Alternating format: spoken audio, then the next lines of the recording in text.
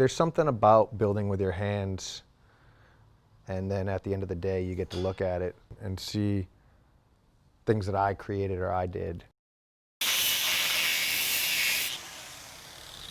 My name is Eric Doran, and I make metal art for a living. I went to university and I graduated, and I have a finance degree in financial management. I had a good job after college. I lived in Charlotte and I was an estimator for a big company, and everything seemed to be going well. And then while living in Buenos Aires, Argentina, I came across a big warehouse where there was a metal artist by the name of Carlos Regazzoni, and his work had a really profound impact on me. It just looked cool. It was cool, and I wanted to explore some of the fun that he was making by doing those kinds of sculptures, and that drove me to learn how to weld and to start making stuff. And little bit by little bit, it grows from a hobby to a lifestyle. It has now shifted and changed my life in ways I never expected, but I don't regret it, but it's a lifestyle now for me to be an artist and just see the world differently. I was using recycled material from a farm that we took down that was going to get demolished. And that's when I came in contact with Eric as far as him doing some metal work there.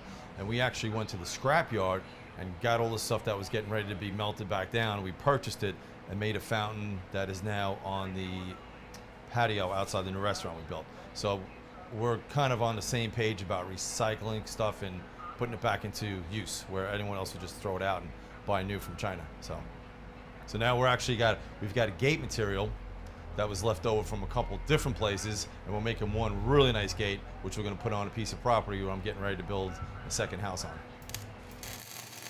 The project I was working on today is a double paneled gate. They're symmetric, and they are fabricated from some other gates and other pieces of steel. Some of the steel came from the country of Turkey. It was imported by another guy. Some of the steel was left over at the house when the client bought it. Some of it's new, so it's a mixed salad there, and that's a great example of what I do. And I like that. I like the mixed salad of the old and the new.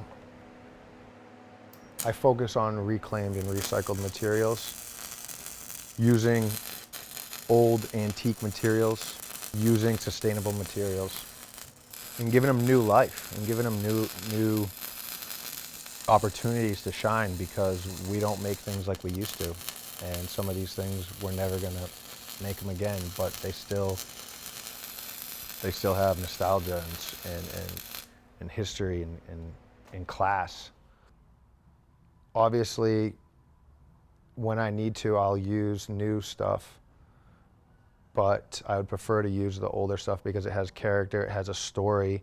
Where did it come from? How old it is? That's all appealing to me. It's all interesting to me.